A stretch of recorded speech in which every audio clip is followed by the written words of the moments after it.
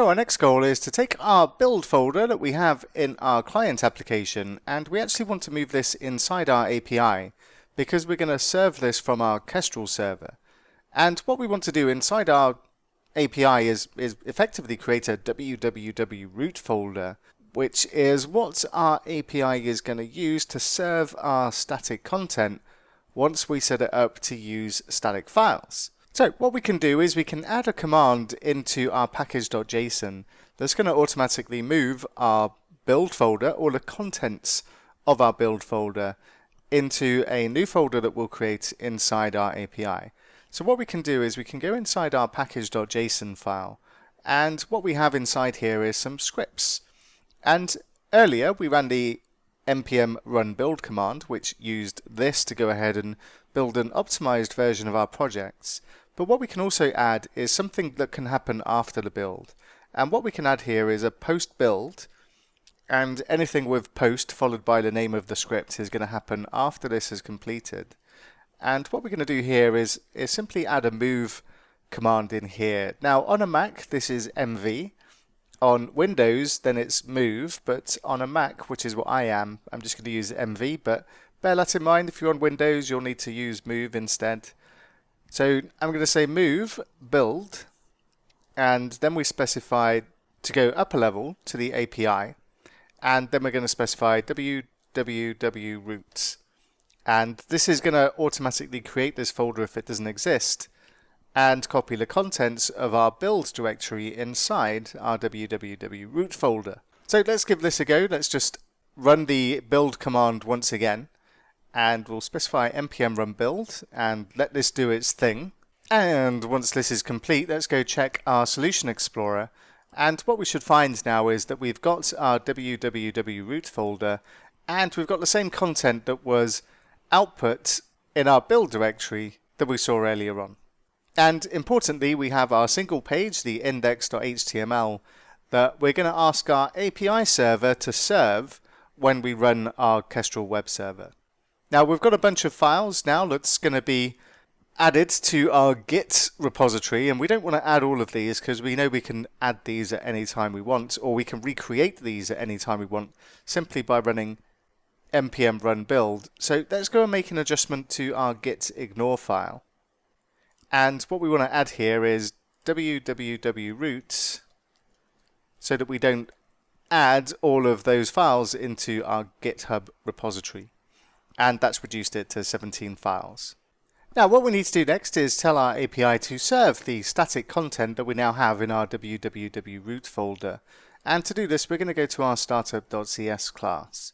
Now the ordering and where we're going to do this is inside our configure method. And the ordering continues to be important. Now exception handling stuff always goes as high up as possible, because we want our middleware, our error handling middleware, to be able to catch any errors, and if it comes too late in the pipeline and we get an error in routing for instance, then it's not going to be passed into our error handling middleware. But there is ordering for other elements as well, and inside the migration guide from ASP.NET Core 2.2 to 3.0, still pretty new 3.0 at the moment, so I'm still coming here to double check certain things. And if we take a look at the routing startup guide in here, then it gives us some ideas about general advice about the ordering inside here. So if the app calls use static files, place use static files before use routing. Okay, and we're using use routing, but what we also want to do is use static files.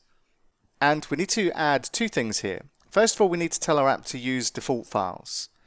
And this is going to take a look in our www root folder for any files called index.html or default.html, typical files that a normal web server would look for to serve by default. Now we've got an index.html, so we're okay with that one. And use default files needs to come before app.use static files. And this one needs to come before use routing. And we've got our use cause, then use authentication, use authorization. This is all fine, this stays the same. But what we also want to do, because we're serving our index.html file from our API server, Our API server doesn't know anything about the routes that are contained in our React application. So what we need to do is tell our API about the index.html, and for any routes that it doesn't know about, so it knows about the routes in our controllers, it knows about our chat route, but anything else we need to provide it with a fallback. What to do if it doesn't recognize a route. And what we're going to tell it to do is fall back to a controller that we're going to create. And any routes that it's not aware of, then it's going to be passed off to React, and it's going to say, hey React, you handle this particular route. So that's what we're going to do here. We're going to say endpoints, and what we're going to do is say map fallback to controller. And inside here, we just need to give this two parameters. We'll need to give it the name of the action that we're going to call inside this controller. We haven't created it yet, but we will do shortly. And we'll call this fallback. And then what we need to do is go ahead and actually create this controller. So I'm just going to go into the API folder, to controllers, and we'll just right click and create a new class, and this one's going to be called fallback controller, and press return. And unlike our API controllers, this one's going to inherit or derive from the controller, not controller base. And the difference between this one and the controller base is that this one gives us view support, because we're going to be returning a view from this particular controller. And our view is purely that index.html page. So in here, what we want to do is we're going to create a public action result called index. And this has one job, and this is to return a physical file. And we'll give it the path, and we'll need to bring in system.io, and we'll say combine, and then directory.get current directory, and then we give it the path, and it's going to be www.root, and comma, and then the index.html. And then we just need to give it a type, which is going to be text /HTML.